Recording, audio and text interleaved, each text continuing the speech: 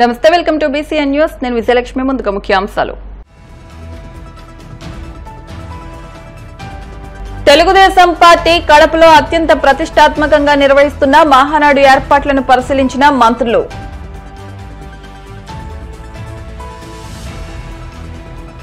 Operation Sindoor విజయవంతంగా ముగిసిన సందర్భంగా శ్రీకాకుళంలో భారీ ర్యాలీ నిర్వహించిన మంత్రి అచ్చెన్నాయుడు.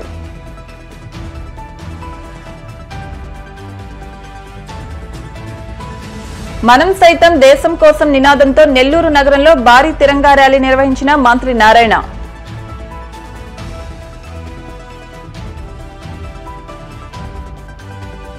ఏపీ ఆప్కాబ్ చైర్మన్ గా నియమింపబడ్డ గన్ని వీరాంజనేయులను సన్మానించిన ఏలూరు ఎంపీ పుట్టా మహేష్ కుమార్.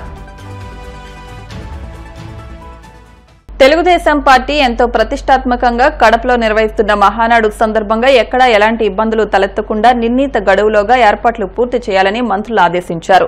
మహానాడు ఏర్పాట్లను పర్యవేక్షించేందుకు 5 మంత్రులు కడపకు వచ్చారు.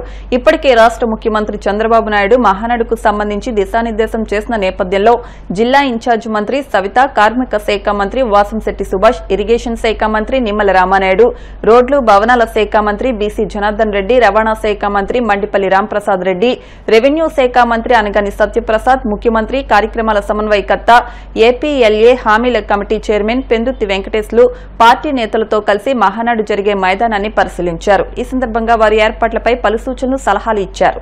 జిల్లాకు సంబంధించి మహానాడుని నిర్వహించుకోబోతున్నాం.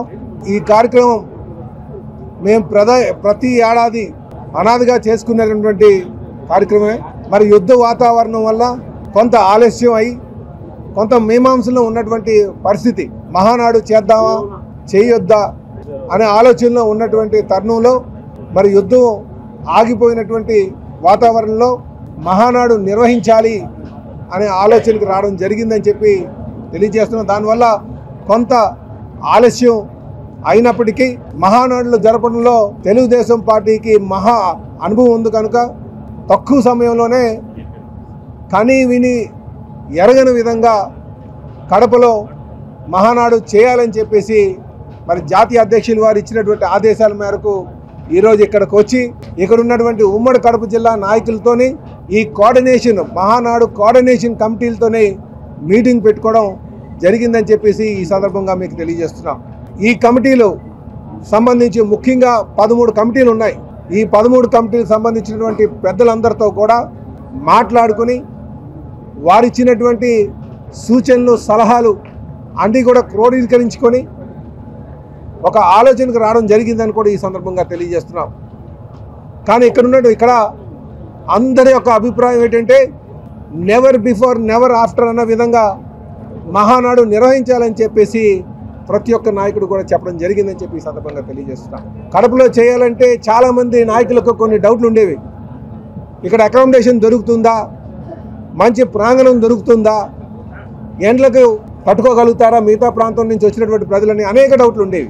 ఇక్కడికి వచ్చిన తర్వాత ఉమ్మడి కడప జిల్లా నాయకులందరూ ఒక సహకారంతో, ఇక్కడ ఉన్నటువంటి ప్రజల సహకారంతో మాకు కావాల్సినటువంటి అకామిడేషన్ కావచ్చు, కావాల్సినటువంటి ప్రాంగణం కావచ్చు, ఇవి మాకు అద్భుతంగా సెట్ అయ్యామని చెప్పేసి ఈ సందర్భంగా దొరికామని చెప్పి ఈ సందర్భంగా తెలియజేస్తాం. ఈరోజు కడపలో జరుగుతున్నటువంటి ఈ ప్రాంగణం కానీ చూస్తే అద్భుతంగా 145 ఎకరాలు ప్రాంగణం. ఎప్పుడు ఇంత పెద్ద ప్రాంగణంలో చేసినట్టుగా మాకు గుర్తులేదు. ఇక్కడ చూస్తే అద్భుతంగా ఒక ప్రాంగణం సెట్ అవ్వడం, ఇందులో ఘనంగా చేసుకోవడం ఈ సందర్భంగా తెలియజేస్తున్నా. మొదటి 2 రోజులు ప్రతినిధులు మీటింగ్ ఉంటుంది, ప్రతినిధులు సభ అంటాం. ఈ సభలో సుమారు 23 వేల మందికి మేము ఆహ్వానం పంపించాం, మా నాయకులకి, కార్యకర్తలకి. అలాగే ఈ 2 రోజులు కూడా 23,000 మంది ఆహ్వానితులు ప్రతినిధుల సభలో పాల్గొంటారు. 3వ రోజు సుమారు 5 లక్షల మందితో మనం బహిరంగ సభ పెట్టుకోబోతున్నాం ఇదే ప్రాంగణంలో. ఈ మొదటి 2 రోజులు ఏదైతే ప్రతినిధుల మీటింగ్ ఉందో, ఈ ప్రతినిధి మీటింగ్లో పార్టీ యొక్క సిద్ధాంతాలు, ఐడియాలజీస్, ప్రిన్సిపల్స్ మీద చర్చించుకోవడం జరుగుతుంది. రాయలసీమకి రాయలసీమ సెంట్రిక్గా ఏదైతే అభివృద్ధి కార్యక్రమం చేశామో ఆ అభివృద్ధి కార్యక్రమాలపైన చర్చించుకోవడం జరుగుతుంది. మై టీడీపీ అని చెప్పేసి ఒక అద్భుతమైనటువంటి యాప్ యువ నాయకులు లోకేష్ గారు డెవలప్ చేశారు. ఆ యాప్ని పైన కూడా అందరికీ ఇన్స్టాల్ చేసుకునేటట్టుగా కార్యక్రమం కూడా చేపడుతున్నామని చెప్పి తెలియజేస్తున్నాం. క్యాడర్ని ఏ విధంగా మనం జాగృతం చేయాలి, ఈ గవర్నెన్స్ మీద కావచ్చు, విజన్ డాక్యుమెంట్ మీద కావచ్చు, చంద్రబాబు నాయుడు గారి యొక్క ఆలోచన మీద కావచ్చు, కీర్తిశేషులు నందమూరి తారక రామారావు గారి యొక్క సిద్ధాంతాలపైన కావచ్చు, ఇవన్నీ కూడా కార్యకర్తలకి నాయకులకి కూడా క్యాడర్ మీటింగ్లో చెప్పడం జరుగుతుందని చెప్పి ఈ సందర్భంగా తెలియజేస్తున్నాం. మీకు తెలుగుదేశం పార్టీ అంటేనే బడుగు బలహీన వర్గాలకి రాజకీయ చైతన్యం కల్పించినటువంటి పార్టీ, ఎంతో మంది నాయకుల్ని తయారు చేసినటువంటి పార్టీ. ఈరోజు మీరు తెలంగాణలో చూసినా, ఇక్కడ ఆంధ్రప్రదేశ్లో చూసినా, ఏ పార్టీలో చూసినా తెలుగుదేశం పార్టీ యొక్క మూలాలు ఉంటాయి. మీరు గమనించండి నాయకుల్లో. కానీ అద్భుతమైనటువంటి నాయకత్వాన్ని తయారు చేసేటటువంటి ఫ్యాక్టరీ తెలుగుదేశం పార్టీ అని చెప్పి ఈ సందర్భంగా తెలియజేస్తున్నాం. ఈ కమిటీలు, ఈ లిస్టు, ఈ పేర్లన్నీ కూడా మీకు ప్రెస్కి రిలీజ్ చేస్తామని చెప్పేసి కూడా ఈ సందర్భంగా తెలియజేస్తూ, మరి మీ ద్వారా ఉమ్మడి కడప జిల్లా ప్రజలందరికీ కూడా మీ యొక్క సహాయ సహకారాలు అందించండి. తెలుగుదేశం పార్టీ నిర్వహించేటువంటి మహానాడికి అన్ని ప్రాంతాల నుంచి కూడా తరలి వచ్చి ఇది దిగ్విజయంగా మీరు మీ సహకారంతో ముందుకు వెళ్లే విధంగా మీ సహకారం అందించండి అని చెప్పి కోరుకుంటూ, ఇక్కడ పాల్గొన్నటువంటి మా నాయకులందరికీ కూడా పేరు పేరున ధన్యవాదాలు తెలియజేస్తాను. ఆపరేషన్ సింధూర్ విజయవంతంగా ముగిసిన సందర్భంగా శ్రీకాకుళంలో భారీ ర్యాలీ నిర్వహించారు. ఈ ర్యాలీలో మంత్రి అచ్చెన్నాయుడు పాల్గొన్నారు. వివిధ వర్గాల వారితో కలిసి తిరంగ యాత్ర ర్యాలీని చేపట్టారు. పాకిస్తాన్ ఉగ్రవాదులకు ప్రధాని నరేంద్ర మోడీ ఆధ్వర్యంలో భారత్ తగిన బుద్ధి చెప్పిందని మంత్రి అచ్చెన్నాయుడు అన్నారు.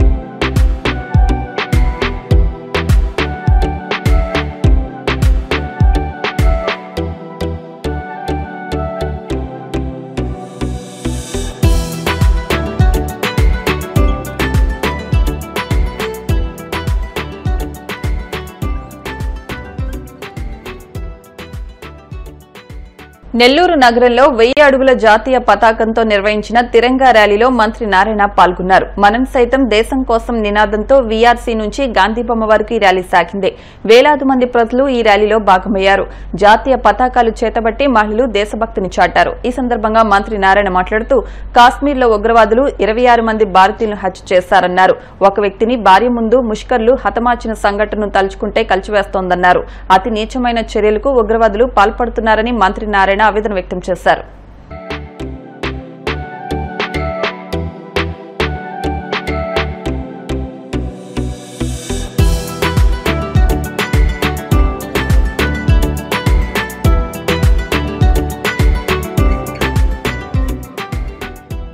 ఈరోజు ఈ తిరంగ యాత్రలో పాల్గొన్న ప్రతి ఒక్కరికి నా యొక్క నమస్కారాలు. మనందరికీ తెలిసిందే, పహల్గా అక్కడ 26 మందిని వాళ్ళ యొక్క బిడ్డలు, వాళ్ళ యొక్క వైఫ్ వాళ్ళ ముందే, వాళ్ళ కళ్ళ ముందే యాక్చువల్గా చంపేయటం. దాని మీద వెంటనే మన భారత సైన్యం, భారత ప్రధాని దాని మీద యాక్ట్ కావటం, ఇమీడియట్గా ఆపరేషన్ సింధూర్ అని యాక్టివేట్ చేయటం.